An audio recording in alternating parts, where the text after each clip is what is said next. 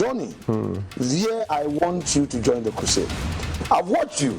You know, I've watched you. Sometimes our people disagree with you, but I mean, I understand some of your approach. I mean, sometimes we take a hard bite. It helps us as politicians.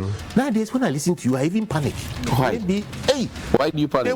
the way you, Papa, you know, Papa, what you used to fan charcoal. Right. You've seen it before. Right. When you fan it, then the charcoal goes bright red. This is a call for accountability. You fan government's charcoal to it's bright red. It's a call for accountability. I enjoy it. Johnnie, first and foremost, let me take this opportunity because I've been seeing you for quite some time. You are doing very good job for the mother Ghana. Remain undaunted. This our society, Correct. and it will take me and you to do it. That's why I always watch Johnnie's Bite. The general watches Johnnie's Bite. Every day. Thank you very much. And it's devoid of insults, but straight to the point, factual and fearless. Charlie, no be joke. The pressure people like Johnnie can give you. No. You no get grey hair, you go get grey hair. I'm innocent. And that's what I'm saying. That the pressure Johnnie and his people, the pressure they can give you, you no get grey hair, you go get.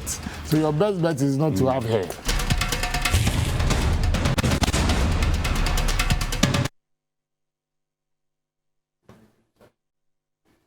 Bismillahirrahmanirrahim.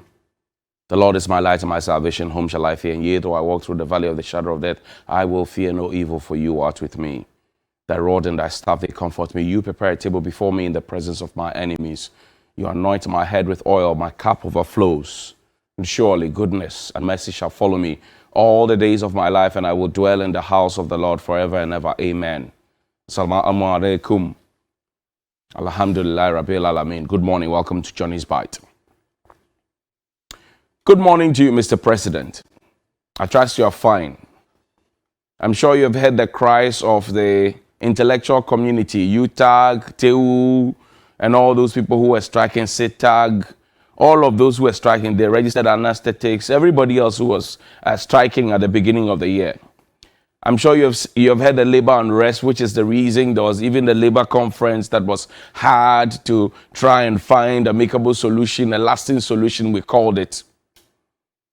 Mr. President, I'm sure you have also heard about the fuel price increases and the transport fares increases and the hardship on Ghanaians.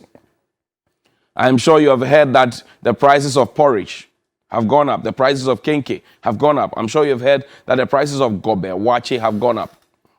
Mr. President, I'm sure you also know that times are hard for many Ghanaians and they are complaining. Maybe they have not told you, Mr. President, but most of the people who are defending you on social media these days are now sharing jokes and quotes of love. Oh, yes, they are. Check their pages if you know them. They are now sharing jokes and quotes of love. Those who are honest among them are acknowledging that indeed times are hard. Mr. President, following up on your promises that you made to the people of the Republic of Ghana, and following up on the pledges that you have made to the people of Ghana, and sometimes in meeting the groups, for example, the people of Shama are hoping for when you will come to them to say, this is the hospital I promised you, this is the hospital I cut salt for. Mr. President, the people of Ghana are hoping for you to give them an update on Agenda 111. It moved from 88 hospitals, 6 regional hospitals. Now it's Agenda 111. You cut salt for it. We had a big ceremony. And Mr. President, I must say that you don't fail to acknowledge ceremonies. I don't know if it's your background as the son of a former, leader of this country or as a royal. I don't know where that comes from, but you have a certain flair for ceremonies and launches and cutting sword and all of that.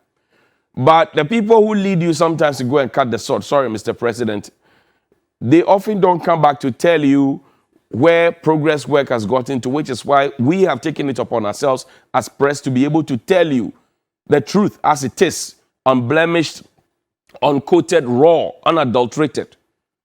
Mr. President, are you aware this morning that the national service personnel are still hanging on to 559 Ghana cedis? In all of what is happening, their transport fares have gone up, the cost of food has gone up, everything else has gone up, but their national service allowance, and that they are even threatening to hit the streets, and they say that for 2 months they have not been paid, Mr. President. Are you aware, sir? Perhaps your people at the National Service Secretariat may not have told you. Or is it to give an indication that indeed times are hard and that if, for example, we don't pass the E-levy, we may not be able to get money? Some school of thought says that, look, it is part of the strategy to make people realize that if you don't pass the E-levy, you will not get it. But, Mr. President, it was said in November 2021, 17 November 2021, that if we don't pass the E-levy, we're going to have hard times. November has come, December has come, January has come. Maybe February is the test case. Mr. President, that's the love letter that the National Service personnel wrote. They wrote it on the 1st of March 2022. Concerns surrounding the NSS 2 months allowance arrears. In recent times, there have been clear scores of astronomical and obnoxious increases in the prices of transport fares, data bundles, foodstuff, and other consumables, all in the wake of this economic warfare. It has also been the core mandate of the NSS scheme to ensure that priority sectors of our national life are never lacking in the requisite human resources needed for development. But this is handicapped in a way when the individuals mandated to augment the necessary sectors are hungry and have no transport fare to commute to work. Personnel poised to serve the nation as part of their civic responsibility have been deprived of their 2 months payment unnecessarily with no prior information in that regard. We are by this missive aggressively registering our displeasure surrounding the late timeline the allowance is processed and its meager worth. And in the bid to do so, we call on all discerning and well-meaning NSPs, that's National Service Personnel, to join us in the quest to press home what is due us. It is readily apparent that the only language that is understood is a strike action, but we hope it doesn't get to that. The NSPs harmoniously chorus in one accord, saying if our remuneration can't be increased, it should be paid on time. This is to all media houses. They sent this love letter to you through us, Mr. President. Even National Service personnel are complaining. And you see, National Service for me is critical because it is that essence of giving back to your country after your country had given you education up to a certain level. This saddens my heart. It bleeds my heart. 559 Ghana cedis. That's what they are paid, Mr. President. The last time it was increased was, I think, for 350 Ghana cedis. Now it's 559 Ghana cedis, Mr. President. That is one aspect of the whole game, Mr. President. So they say times are hard. Their monies that are not even able to take them home have been delayed for 2 months without prior information. Now put yourself in their shoes, Mr. President.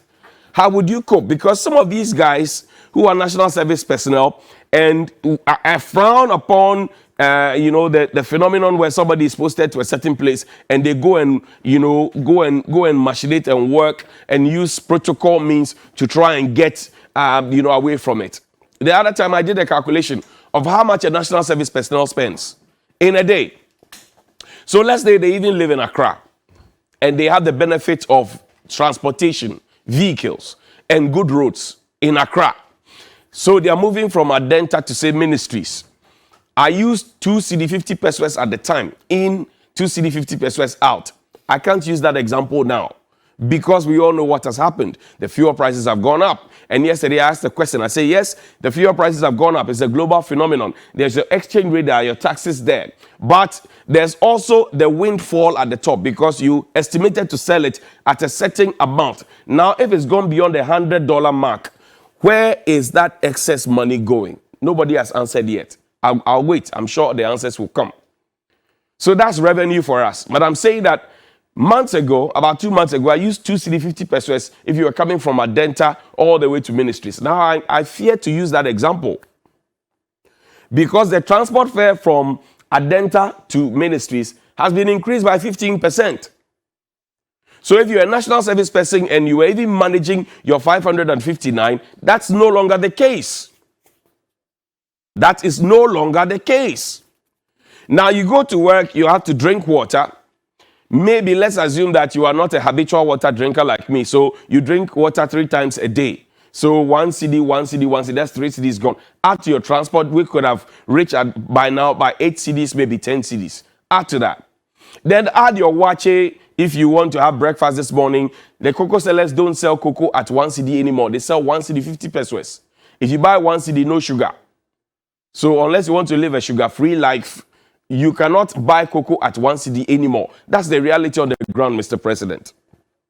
So you buy cocoa 1 cedi 50 pesos. Let's say you are not a big eater like some of the people I know. So you decide to buy just 1 or 2 kose or just a small piece of bread. That's 2 cedis for you.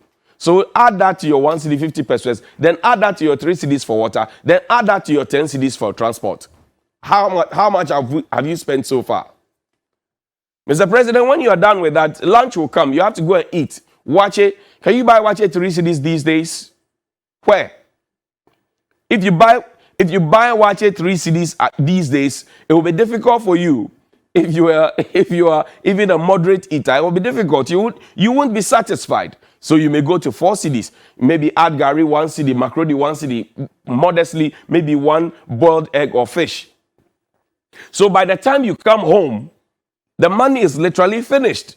That's like a week or 2, done, finished, end. So they are saying that if you cannot increase what you're giving them, Mr. President, at least, Mr. President, pay them what is owed them. Now, these are a couple of the issues that have engaged my mind all through last night. And that's why I'm asking you, Mr. President, the last time you met the press was on the 20th of December 2020. I was there. I was seated in front. I was invited. Fatih Abubakar, who is now Deputy Minister for Information, and Mr. Kojo Oponkroma, who is still maintaining his position, they invited me. I was there. I was seated at the front. In fact, I was seated close to Mr. Kwesi Pratt and Okatechie Frifa and a couple of others. Mr. President, do you remember that on that occasion, I raised my hand because I was seated right in front of you, just about 6 steps away from you. I raised my hand throughout the session. Nobody called me. I'm not saying I'm special. I wasn't called, and a couple of other people were not called as well. In fact, the GJA president at the time was not even called as well. But the interesting thing is that Media General presented about 6 representatives from 3FM 92.7. Winston Amwa was there. Asempa, who is now at Adom FM, was there on behalf of Onia TV and Onia FM. Bright Nanamfo, who is now with Metro TV, was there on behalf of TV3. Seda Mofori was there on behalf of the Media General Group. He was a general manager of news. I was there, and one other person whose name doesn't readily come to mind. We were all there. Some media houses had 3 rounds of questions. We were not given a chance. But later, Kojo came to explain to us that, some of these things happen. That's fair. But I'm saying, Mr. President, the last time you met the press was in 2019. I can understand that in 2020 we had COVID-19, so it was a difficult time to meet. But I know that in 2021 you had met different groups of people, chiefs, received all manner of persons at the presidency. Your director of communications, Mr. Johnnie, I remember in 2017, and he maybe pulled that up for me, that link. In 2017, said he will put the press first. Mr. Johnnie recently started a bi-weekly press meeting, meeting the press at the Jubilee House. We did it for about 3 or 4 times, and then we stopped. Koko, hold on. It says, I will put the media first at all times. Eugene January 5, 2017. This is Eugene promising that the media will be first at all time. Now, he held a bi-weekly press conference for just a few days. 9-day one that has ended. So, Mr. Eugene, we are begging you, bring back that engagement so we can channel our questions at least through our presidential correspondence to ask you. But, Mr. President, the reminder that you have not met the press for a long time, you have also postponed the State of the Nation address. Danny, pull that picture of President Buzia, Prime Minister Buzia, meeting with the press and addressing the press in 1969. And this is from no less a place than the Statesman. This is the Statesman magazine. And I have a couple of these old documents, the Statesman magazine. Now, this is Prime Minister Buzia meeting the press. Prime Minister Buzia met the press. So, what is holding the president's leg from meeting the press? What is holding the president's leg from abiding by the provisions of the 1992 Constitution, Article 67, that says he must deliver a message of the state of the nation to Parliament at the beginning of the session? Parliament has had 21, 22 meetings, I don't remember, sittings. Where's the president? All the issues that are happening, is the president not aware? Mr. President, are you aware that the school feeding program, the expansion of the school feeding program has been suspended so that we could pay arrears to the caterers? When are you meeting the press, Mr. President? The caterers come crying to us. They don't cry to you anymore. They cry to us. And you say that you are halting the expansion, something that Dr. Mwaku Tufo had envisaged many years ago under President Kufuor. You are halting the expansion so that you can pay the arrears. What it means is that if you had arrears, the quality of the food will drop. If you had arrears, once the quality of the food drops, it will affect the nutritional capacity of the children, and it will even affect the pedagogical approach to teaching the children in the classroom. Now, for a president who says education is paramount and central to you, this should not be happening under your watch. And a gentle reminder, Mr. President, you promised the children that you will give them a warm cup of cocoa drink every single day. You promised that you were going to give them a bar of chocolate every single day. Your pledge was that it was going to help us to expand the frontiers of the, the consumption of cocoa in this country. You said it, Mr. President. And you said it under the banner of the school feeding program. So chocolate no come, cocoa drink no come. Now the expansion of the school feeding program, even though we are talking about a lot of people, a lot of students and pupils getting in, you say you are pausing it to pay arrears. So there were arrears, by the way. So why were we denying that there were no arrears when the school feeding caterers came asking that arrears were there? I leave it here, Mr. President, but my ultimate question, when are you meeting the press? We want to meet you. We miss you, Mr. President. We miss you. Good morning.